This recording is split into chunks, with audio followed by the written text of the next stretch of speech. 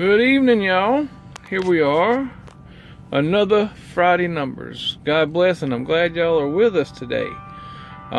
This is for November the 2nd, and it is the week with the breakdown. That's what we end up at the end of the week. It's a pretty good hit, but it could have been so much worse. Let's start this thing off. Here we go. Load number 1, $3.34 per mile, 126 miles. 14,356 pounds, $420.31.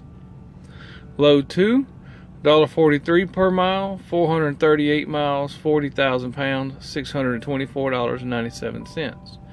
Load 3, $1.95 per mile, 315 miles, 41,667 pounds, $614.25.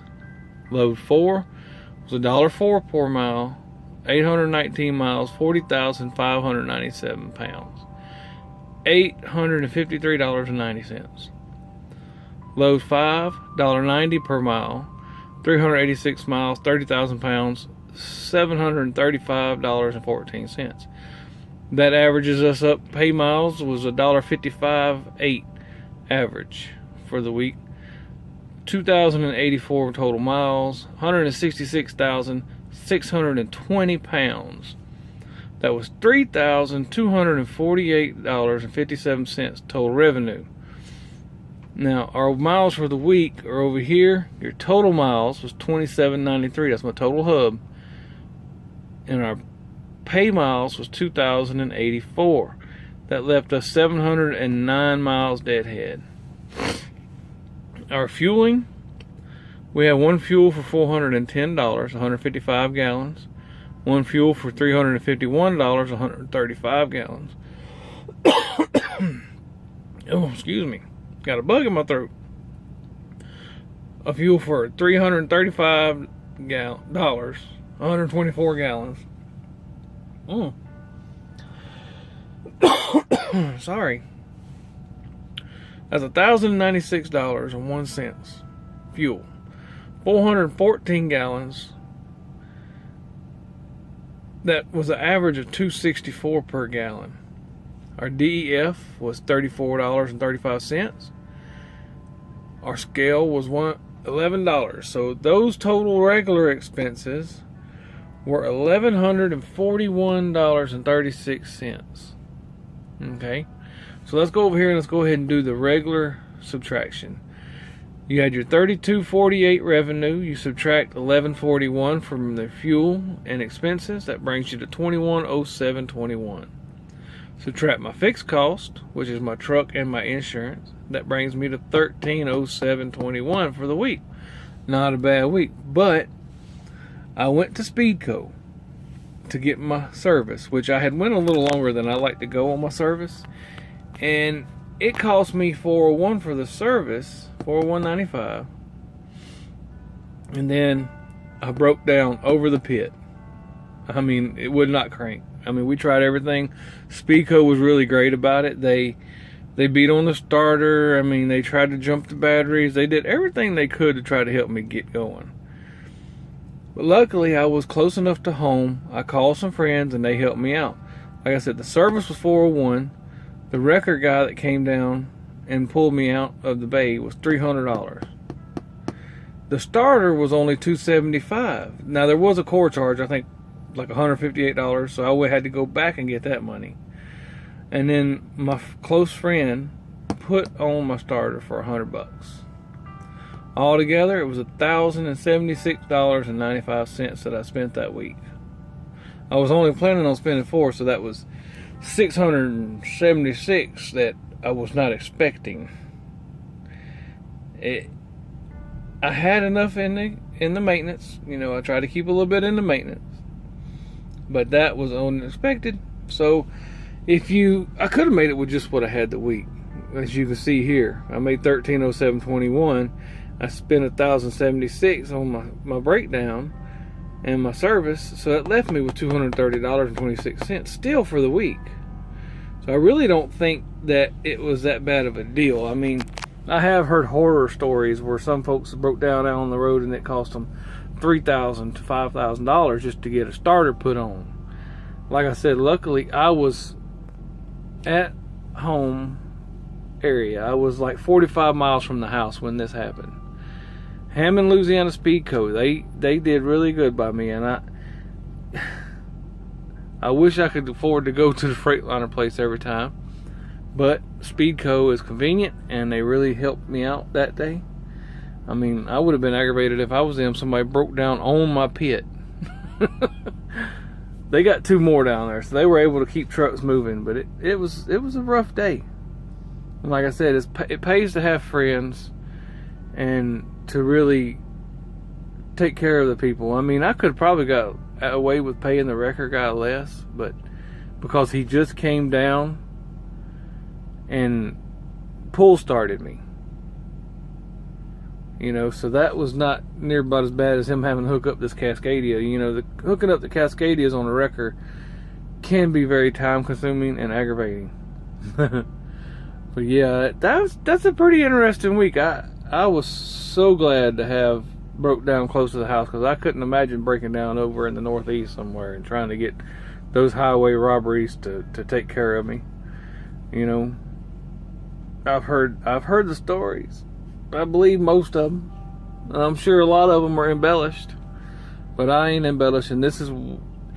I do this so y'all can see what I actually run and what actually happens out here. You know, you can actually come and look at the numbers and make a proper decision, because when I was deciding to do this, there was only a few people out, you know, already running the program, and judging by their numbers, I was expecting to make this much, when in actuality I made this much, way lower. But a lot of that has to do with the area I run and the experience they had. You know, the longer you run this program, the better you're going to be at it, and the more money you're going to make. The 3-month time that they tell you to get used to it, that really still ain't enough. I mean, you got to go through the seasons, you got to go through the all the quarters. You know, you got to really be able to put your math to it. You got to study the load board, you have to study the loads that you've pulled, you have to try to make those targets, you know, and you can't get tricked into going to areas that don't pay well. That's what happened over here. You see where I had that $1.04 per mile? That $1.05 tempted me to take it to an area where the freight coming out was not very well. And that happened a lot. I mean, there was a load last week that paid $1,300 to go 500 and something miles, I think, and that sucker went up there to no man's land. I mean, you basically had the deadhead all the way back to where you picked it up, just about. And you know, there's other loads that pay better if you consider you don't have to deadhead. I mean, you can sometimes pick up at the very same place, and it pays you better, and it's less wear and tear on your truck. Right now, that's what I'm trying to do. I'm trying to lower my deadhead, raise my per mile, and you know, things have been working out good, and I really appreciate the program. I am wondering what this contract deal, why they're holding up the contract so bad, because it'll come out again, I think, in April, and my 2nd year anniversary will be in May, so I'll only have 1 more year left on this old truck after that. I can't wait to get this thing paid for. I mean, it'll be a big accomplishment, a big life accomplishment. I mean, it's like graduating college, because that's what I feel like, driving this truck and paying for this truck and working this program for the 3 years that it's going to take to do so. I look at it as like a paid education, a paid college education, because where I'm at now is a lot better than where I was at when I started. When I started, I was in a bad way.